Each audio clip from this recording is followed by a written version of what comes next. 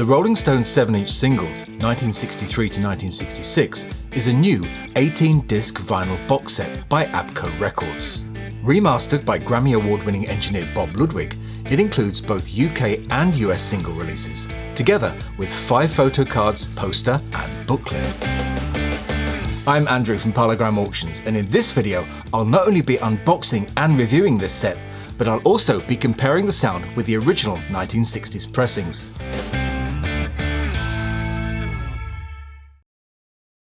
The last time the Rolling Stones released an archive set was back in 2016, which was the 15 CD or 16 vinyl album box set called the Rolling Stones in Mono. That set was clearly inspired by the Beatles in Mono box set, and the same could be said for this new singles box. But make no mistake, they are very different sets.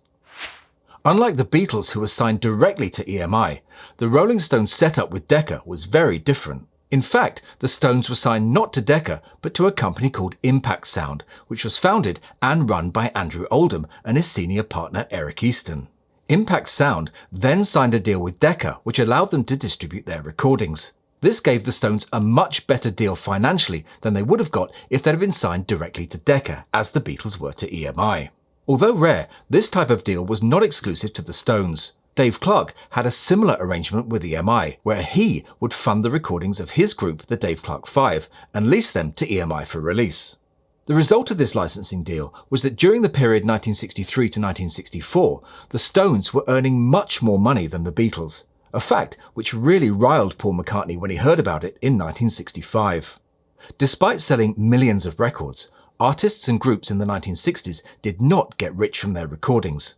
The industry model was, as it sort of is now, that records built your audience, who came to see you live, which is where you made your money. So it's no wonder that Brian Epstein was so worried when the Beatles decided to stop touring in 1966. And whereas the Beatles were restricted by EMI to Abbey Road and its stiff protocols, the Stones were free to record anywhere they pleased, although unfortunately not at Decca's West Hampstead studios.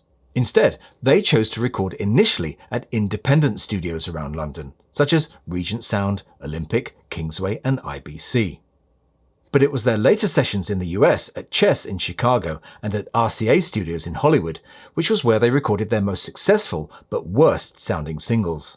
But that rough sound suited their image, and while sounded fine on the reproducers of the day, modern equipment demands something more polished. The name of the company on this and any Decca release by the Stones today is ABKO, which stands for Alan and Betty Klein Company, which was set up by Alan Klein in 1961. Klein, as you probably know, was a very clever but controversial figure in the careers of both the Beatles and the Rolling Stones. Klein's skills as a negotiator helped him gain improved record royalty deals for groups like the Kinks and the Stones, which meant that they could cut back on touring and concentrate on recording, the fruits of which can be seen with the Village Green Preservation Society and Beggar's Banquet albums. He was able to tighten his grip on the Stones when he bought out Impact Sound in 1967, and thereby gain control of all of the Rolling Stones Decca masters and copyrights until 1970.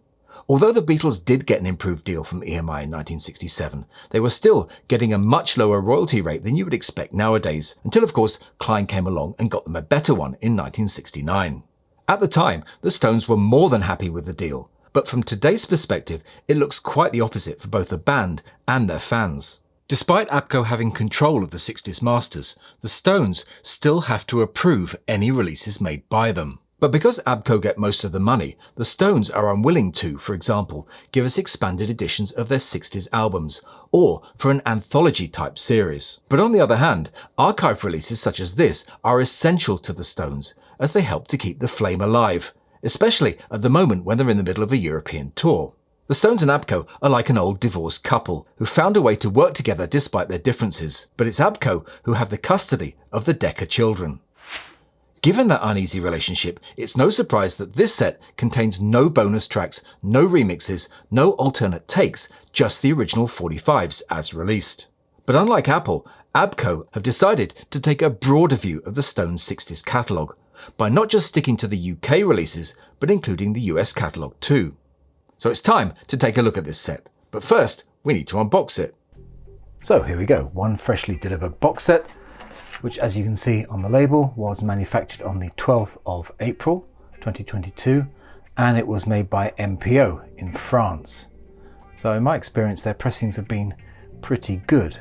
So we'll see how that plays out as we open up and have a look inside.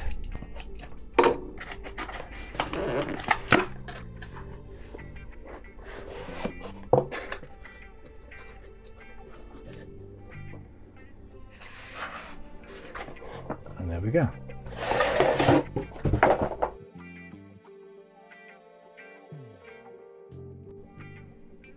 So unlike the Beatles box, this seems to be a lift-up lid, not a slide-out one, and there's all the information on the back panel. We've got the songs, which are on the discs, and there's the sticker at the bottom, says made in France, because ABKO is a French company. Okay, let's crack it open.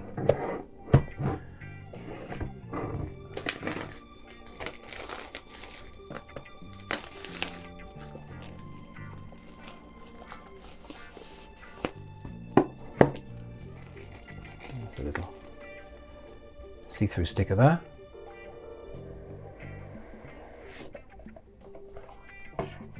It's a sort of a matte finish.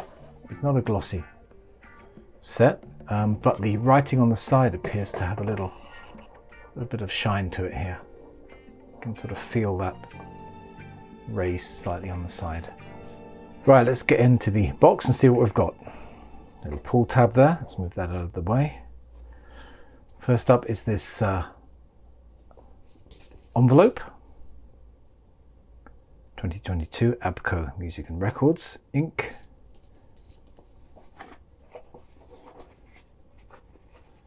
And inside here are some photos. So this is a photo from 1964 by David Redfern.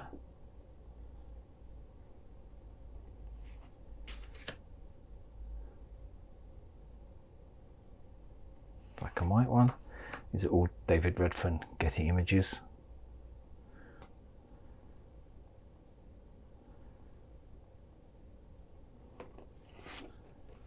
And a little bit of a later one.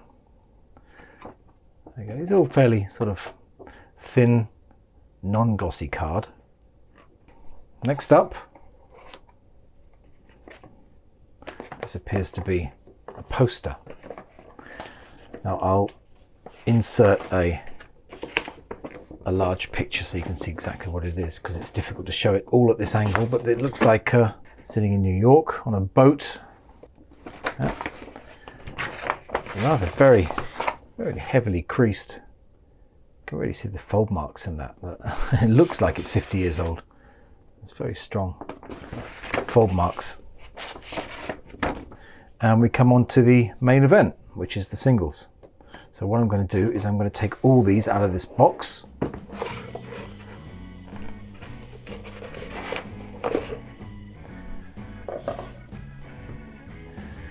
So this is the booklet which comes with the set.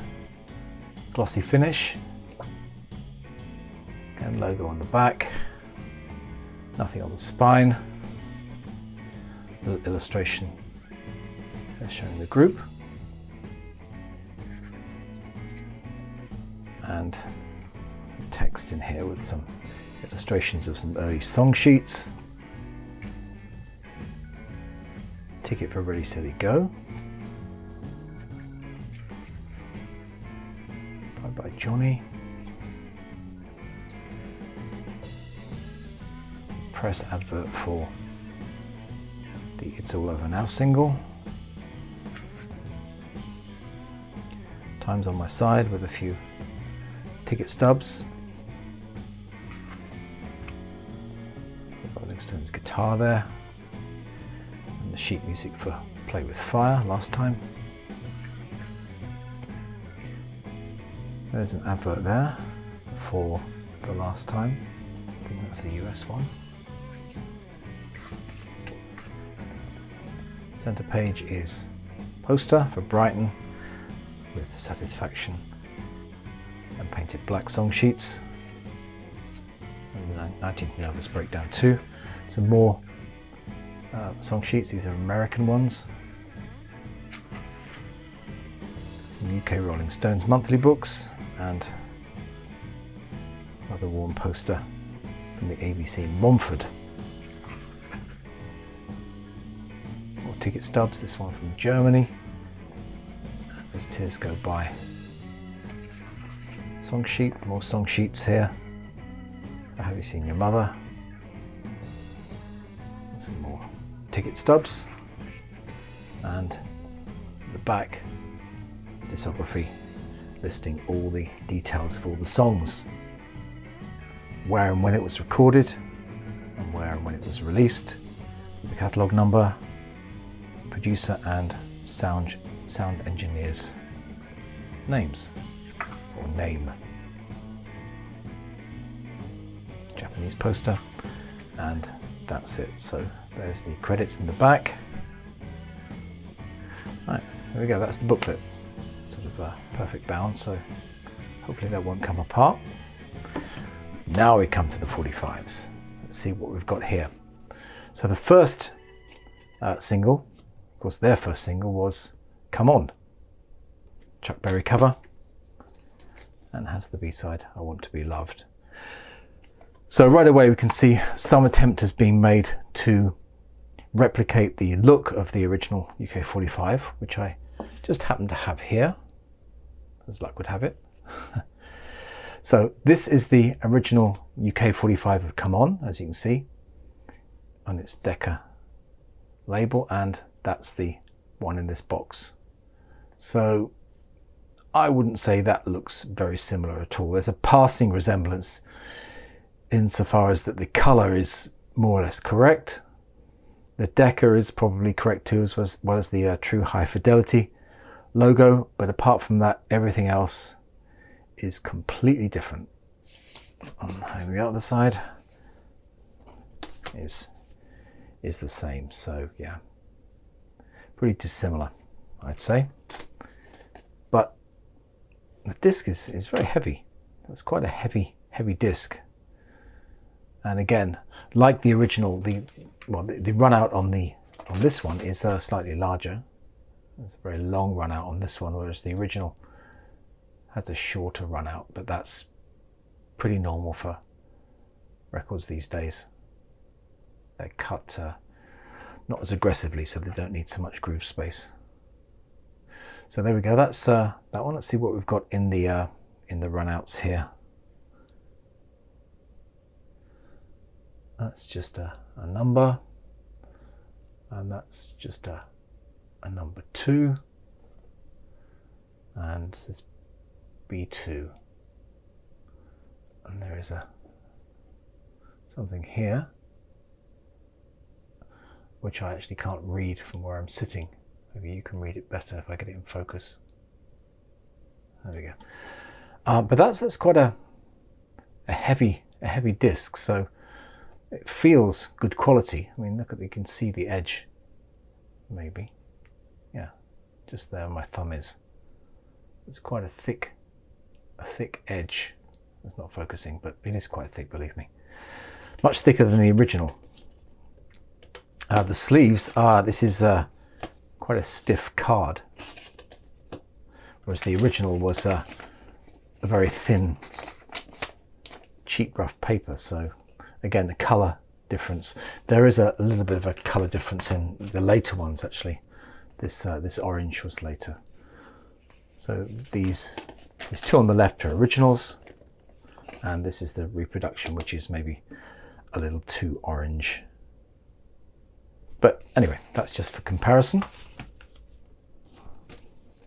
Second one, of course, is I Want to Be Your Man, Lennon and McCartney song, and on the rear, on the B-side rather, the single Stoned. On UK first pressings, as you may know, it was misspelt as Stones, but was later corrected to Stoned. But this one carries the corrected version, Stoned. Next up is their first EP, and they were given the chance to do an EP just as like a test to see if they were good enough to make an LP, which of course they were. 4-track EP in mono. Picture sleeve is matte, non-flip back. The originals were front laminated flip back ones, but they haven't really gone with that on this one. This is an American picture sleeve. Didn't come out with a picture sleeve in the UK. Not fade away, and little by little. Same on both sides. Again, matte. These are all matte, so that's just the way it is. This is Tell Me. This was a US only release. And this is on this sort of, I don't know, it's grey purple London label.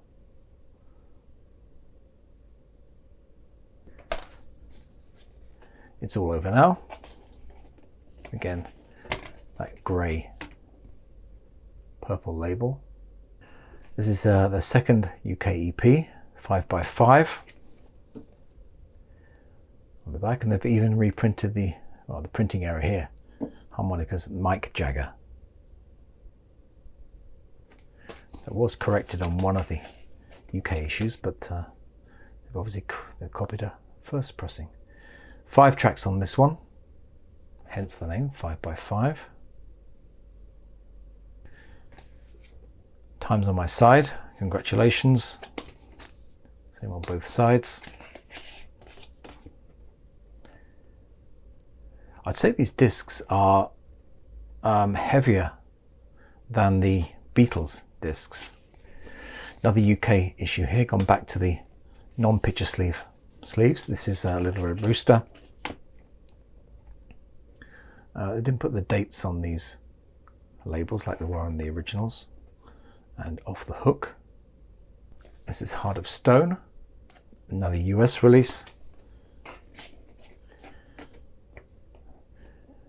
I've got one to compare here actually. This is an original US copy of Heart of Stone, and you can see the difference in lots of things actually. The colour of the labels to begin with. This is a very bright purple, whereas this is a very dull grey purple, and the cutting as well. Let's see that. Can I see that? Yeah.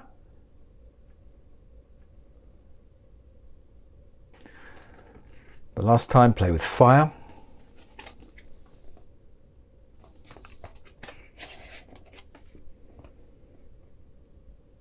Yep, more of the same. Was a UK release too, but they've chosen to leave it on the London label. Next EP was an LP, of course, in the US. This has got Live If You Want It. Again, a matte sleeve. The original was fully laminated, actually, front and back with flip backs. And the Decca label. Of course, in that one, 6 tracks. No, 5 tracks. This has got a spindle mark on it already, look, see. US picture sleeve for Satisfaction. And the orange and yellow London label design for that. And they've even got the UK copy in here as well. This is a Decca label, and they had a different B-side, which is the Spider and the Fly. I should suspect they used the same digital master, to be honest, because I think these are all digitally cut. This is Get Off My Cloud. Back to it, I'm Free. Blue London label. Get Off My Cloud.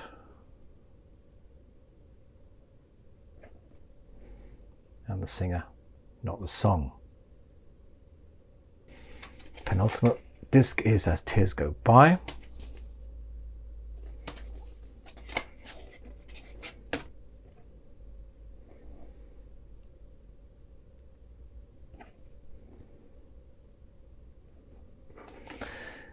And finally, last but not least, 19th Nervous Breakdown. Oh, this appears to be some blood or something on this picture sleeve. It's definitely... Is that on the sleeve or is it in the printing? It's actually on the sleeve. Ugh, it's on my finger now anyway. So looks like blood, to be honest. Let it bleed, huh? 19th Nervous Breakdown and Sad Day. What I will be doing is taking my original UK 45s, which are here, as you can see.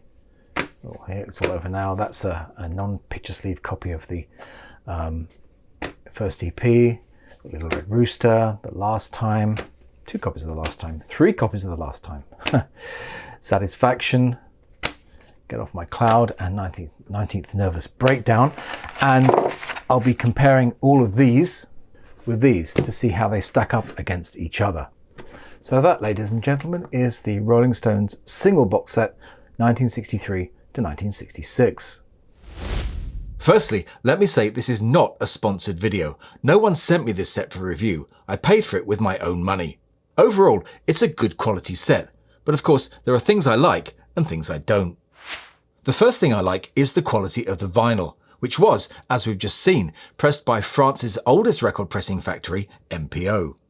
All of the discs in my box were 100% flat on the turntable, with no dishing or warping, and all playing surfaces were unmarked. As I mentioned in the unboxing, I found them heavy, and indeed they were. They weigh in at an average of 65 grams each, as opposed to the 35 to 40 grams of the discs in the Beatles singles collection box set. The Beatles set was pressed in Germany by Optimal, which, as it turned out, had issues with warped discs, which I and many other people experienced. The covers do a good job of reproducing the originals, although I did miss the lamination on the EPs. Another thing I missed, which the Beatles discs did have, was inner sleeves. I don't think there's any excuse for not including them on here. I'll be putting all mine into these Japanese kata inners, a link to which is in the description. Like with the Stones in Mono album box set, there is some duplication of tracks, and in this set you get both the UK and US copies of Satisfaction and Get Off My Cloud, albeit with different B-sides. The 32-page booklet is adequate, and I enjoyed the pictures of the memorabilia from the amazing collection of Ali Zaire. The art prints and poster are welcome extras, something the Beatles box didn't have. The actual box itself is fine, although I prefer the side opening design of the Beatles box, which makes it easier to select the disc you want without having to leave them all out like you do with this one. But as these don't have any spine texts, it's a moot point. Price-wise, it's about the same price as the Beatles set, but crucially has 5 discs less. Now, let's get into the sharp end and sound quality.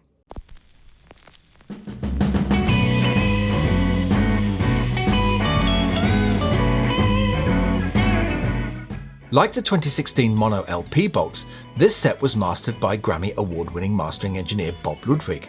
Unfortunately though, from Digital Masters. The lacquers were cut at Abbey Road by Sean McGee, the same man who cut, amongst other things, the Beatles mono and stereo album set, as well as the 2019 singles box. The booklet gives credit to someone for the analog to digital transfers, but doesn't say anything about the sources of the tapes themselves. However, they do sound like the authentic 45 masters, even down to the timing of the fade-outs. Now, with all that expertise and equipment at their disposal, you would expect these discs to sound great, and the bottom line is that they do. But you know me, I want to go deeper and find out how the sound compares with the original 1960s discs. Now, the key to getting the most out of these 45s, and indeed any mono record, is to listen to them in true mono.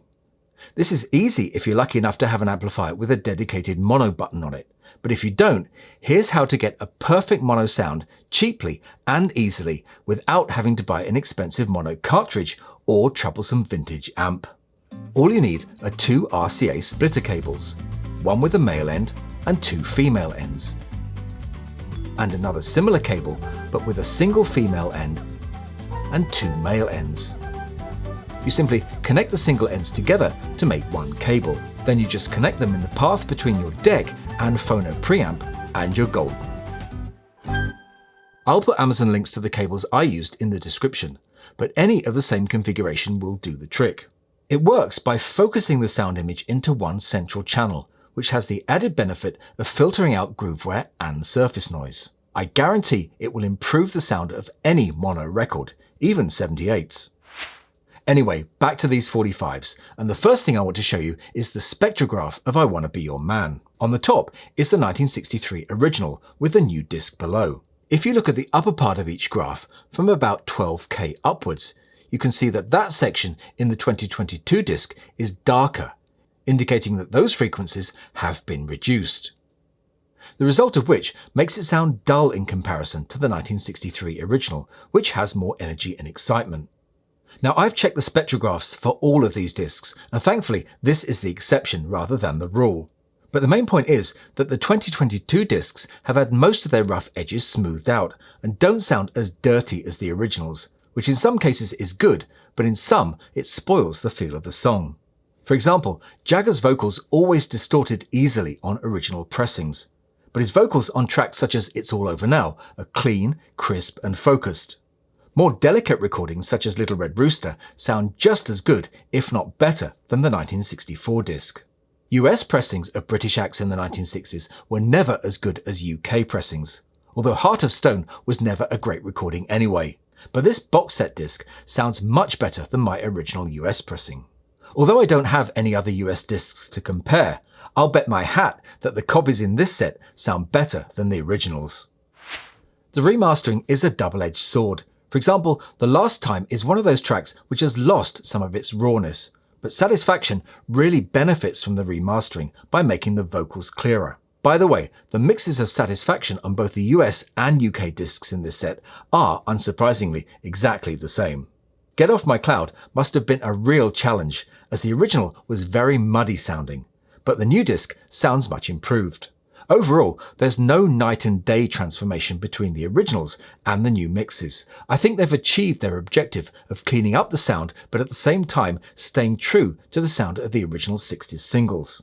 Don't make the mistake that some did with the Beatles singles collection and buy this box expecting an audiophile experience. It isn't. That's not what the Stones, or singles in general from the 60s, were all about. What it does provide, though, is a chance to replace those old worn-out UK originals with something which sounds pretty much the same, but better. And if you have original US 45s, it's a no-brainer upgrade. But if you don't have any originals at all, it's a perfect opportunity to get an authentic taste of what that 60s sound was all about.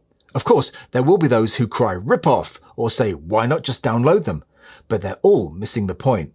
This set celebrates not only one of the most popular and influential formats of all time, but some of the best music too.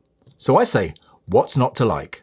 The bottom line is that it's a well-made, fine-sounding set. The 1966-71 set is due to follow next year, which will hopefully be a worthy companion to this set. So come on Apple, what about a Capital 45s box set? I hope you enjoyed this review. Do let me and everyone else know your thoughts about this set in the comments. I'll be back to the Beatles next time, but that wraps it up for this one. So I'll say bye for now and thanks for watching.